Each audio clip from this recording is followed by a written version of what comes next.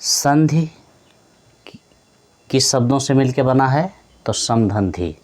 संधि यह समधंधी, समधंधी, समधंधी दो शब्दों से मिलकर के बना है। समधंधी बराबर संधि। संधि किसे कहा जाता है? तो संधि दो या दो व्यवधान रहित वर्णों के मेल को संधि कहा जाता है। दो व्यवधान रहित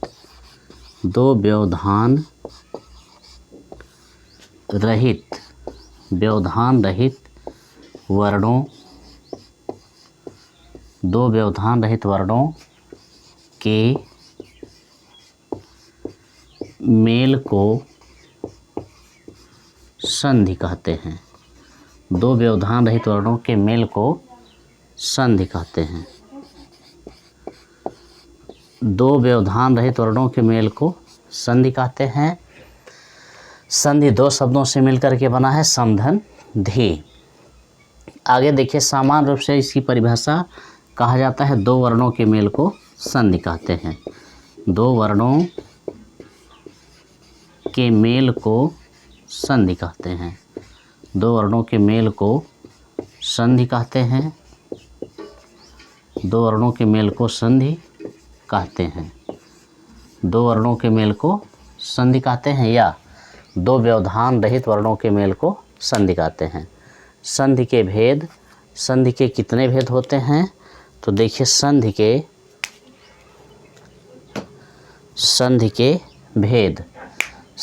कितने भेद होते हैं? तो संधि के दो भेद होते हैं। संधि के तीन भेद होते हैं। संधि के तीन भेद होते हैं।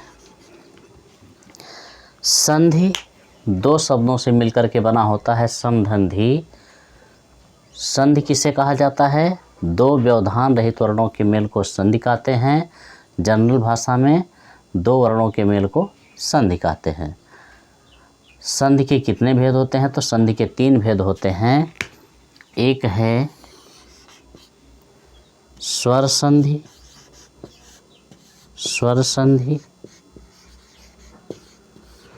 दूसरा है व्यंजन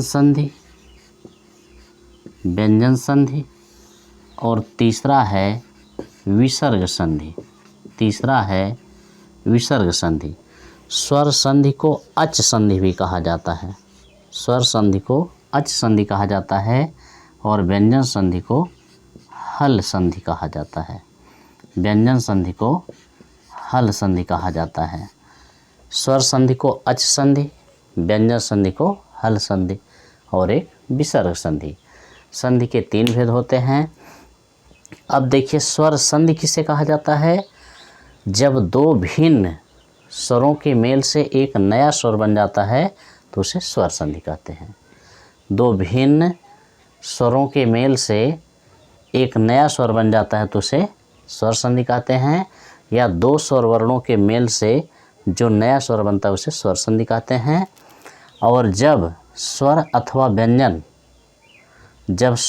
व्यंजन का मेल व्यंजन से होता है तब एक नया व्यंजन बन जाता है, उसे हम व्यंजन संधि कहते हैं। और जब स्वर व्यंजन विसर्ग के मेल से एक नया अक्षर बन जाता है, चाहे स्वर बन जाए चाहे व्यंजन बन जाए, तो उसे विसर्ग संधि कहते हैं। विसर्ग संधि किसे कहा जाता है? जब स्वर व्यंजन और विसर्ग के मेल से एक नया अक्षर बन जाता है उसे विसर्ग संधि। और जब स्वर व्यंजन के मेल से एक नया व्यंजन बन जाता है तो उसे व्यंजन संधि। और जब दो स्वर वर्णों के मेल से एक नया स्वर बन जाता है उसे स्वर संधि कहा जाता है। अब देखिए, स्वर संधि के भेद। अब स्वर संधि के भेद देखिए। स्वर संधि के भेद।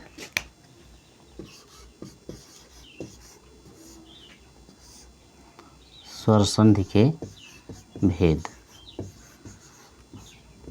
स्वर संधि के कितने भेद होते हैं? तो स्वर संधि के कुल 5 भेद होते हैं, लेकिन संस्कृत के दृष्टि से देखेंगे तो 8 भेद होते हैं। स्वर संधि के 5 भेद होते हैं। एक होता है दीर्घ स्वर संधि, दीर्घ स्वर संधि। दूसरा है गुण स्वर संधि और तीसरा है वृद्धि स्वर संधि। चौथा है यड़ स्वर संधि और पांचवा है अयादि स्वर संधि, अयादि स्वर संधि। दीर्घ स्वर संधि यह कहाँ होता है? इसमें देखिए पहला नियम है कि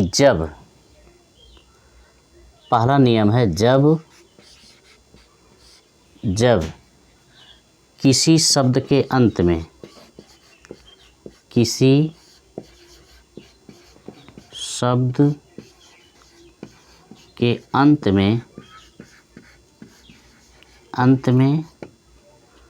आ हो, ह्रस्व आ या दीर्घ आ हो। जब किसी शब्द के अंत में ह्रस्व आ या दीर्घ आ हो, उसके बाद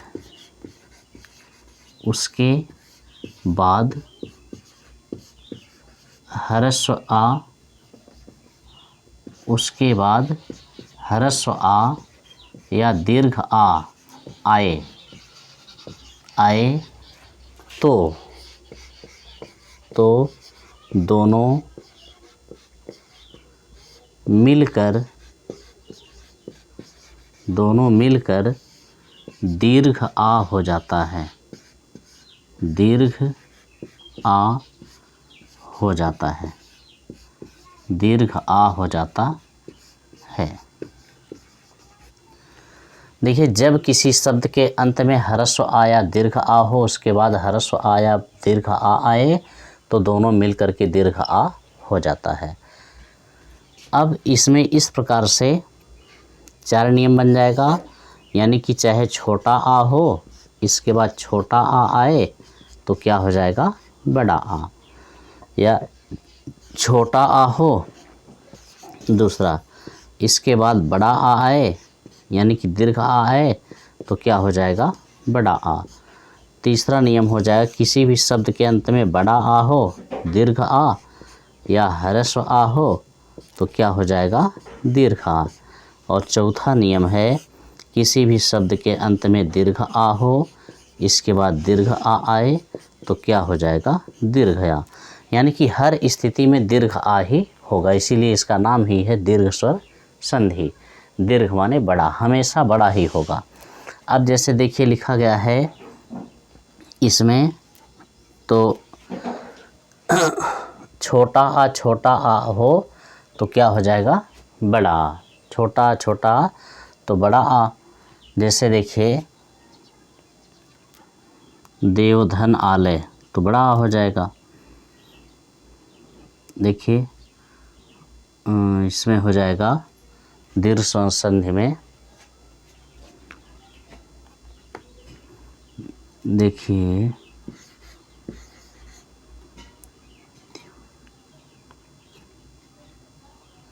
रम नहीं होगा, बल्कि देखिए दूसरा ही देखिए देव लिखा गया, देव धन आलय, देवधन आलय, देवधन आलय। अब यहाँ देखिए देव वा में हम हरंत लगाएंगे तो क्या निकलेगा? छोटा। इसके बाद आ, यहाँ देखिए आ, फिर यहाँ पर ले आलय का आ और देव का छोटा दोनों मिल करके क्या हो जाएगा? बड़ा, यानी दीर्घा। अब यहाँ जो है देव वा देखिए हलंत युक्त है और यहाँ ले तो देव में बड़ा आ मिल गया तो क्या हो गया? देवा, और इसी में लय मिल गया तो देवालय। तो दूसरा वाला नियम के तहत देखिए देव के अंत में छोटा आ, आलय में बड़ा आ, छोटा बड़ा मिलकर के बड़ा बन गया, क्या बन गया? देवालय या शिवालय, शिव धन आलय, शिव धन आलय, शिव धन आलय। अब यहाँ देखिए शिव, वा में हम हलंत लगाएंगे तो क्या निकलेगा, छोटा आ, और आलय का बड़ा आ, फिर लय, छोटा बड़ा मिल करके क्या बन जाएगा, बड़ा आ, इसके बाद लय और यहाँ पर शिव, शिव। अब शिव में बड़ा आ मिलेगा तो ये बन जाएगा शिवा, शिवा, और लय जुड़ जाएगा शिवालय। तो यह जो है दूसरा नियम था। आगे देखिए,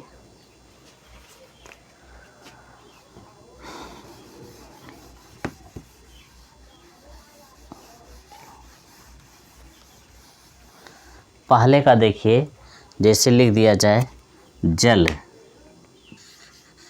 जल धन अप, जल धन अप। अब जल, ला में हम हलंत लगाएंगे तो क्या निकलेगा, छोटा आ और अप का छोटा आ और यहाँ पा, तो छोटा छोटा मिल करके क्या हो जाएगा, बड़ा आ। इसके बाद यहाँ पा, फिर यहाँ जल, जल, तो जलाप, जल में जल, ला में आ जुड़ जाएगा, जला हो गया, पा जुड़ जाएगा, जलाप। पहला नियम। तीसरा नियम देखिए,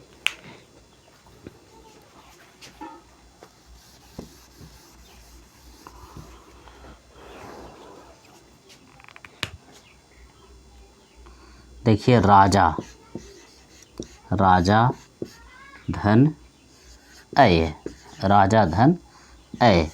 यहाँ राज, जा पे हलंत लग गया, निकला बड़ा आ, फिर छोटा आ, फिर य। अब यहाँ बड़ा आ छोटा आ मिल करके क्या हो जाएगा, बड़ा,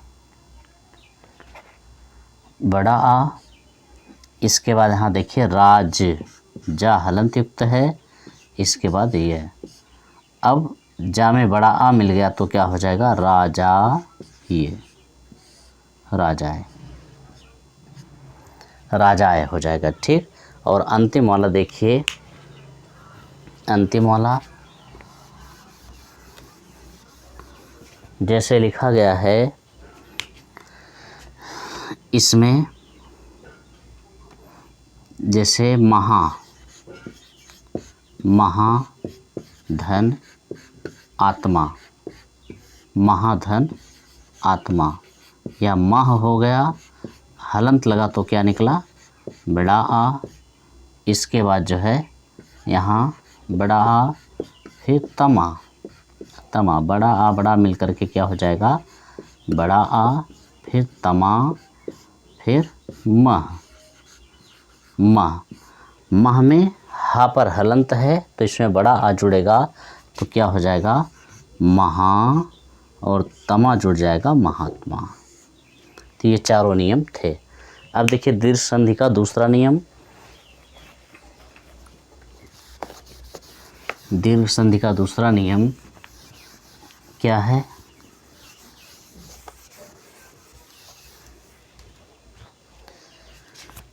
यदि किसी शब्द के अंत में, यदि, दूसरा नियम है, यदि किसी शब्द के अंत में ह्रस्व ई या दीर्घ ई हो, उसके बाद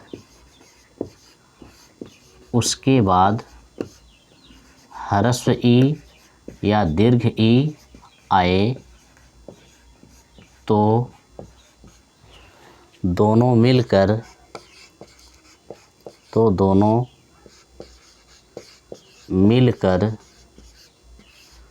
दीर्घ ई हो जाएगा, इसमें भी उसी तरह चार नियम बन गया।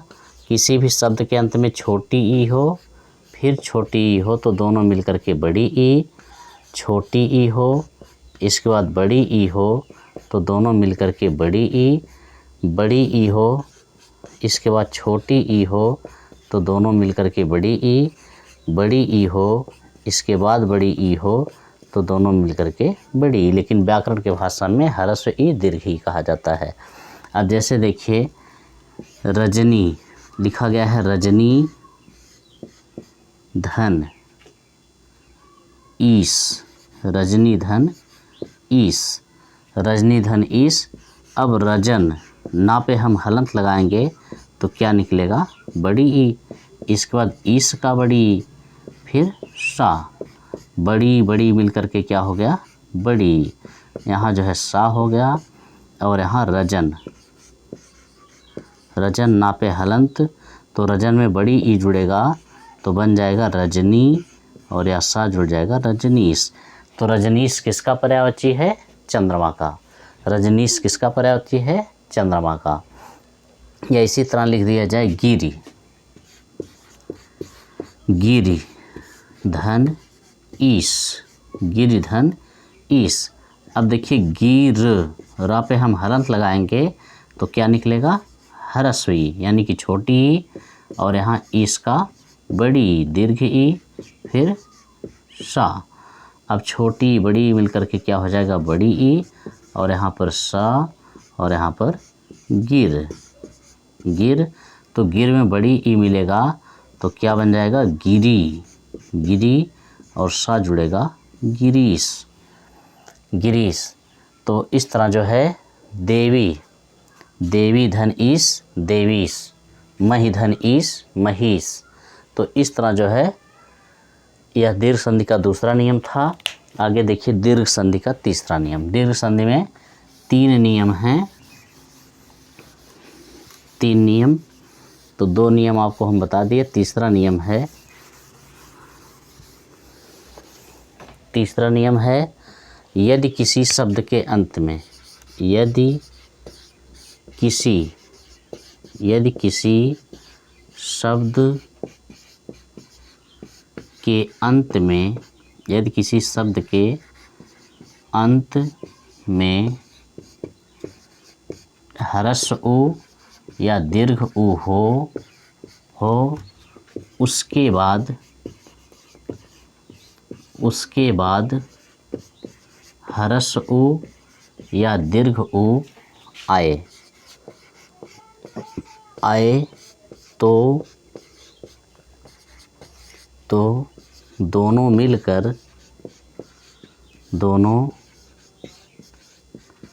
मिलकर दीर्घ उ हो जाता है, हो जाता है। जैसे देखिए वधू, वधू धन उत्सव, वधू धन उत्सव, वधू धन उत्सव। तो यहाँ देखिए वध, धा पे हलंत लगेगा तो क्या निकलेगा, बड़ा ओ, उत्सव का छोटा ओ, धन तसव।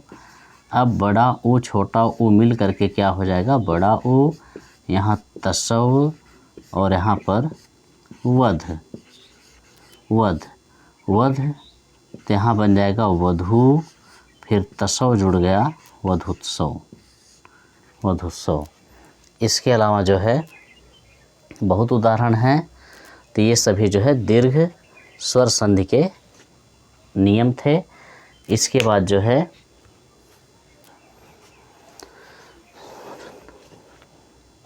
इसके बाद गुण संधि है।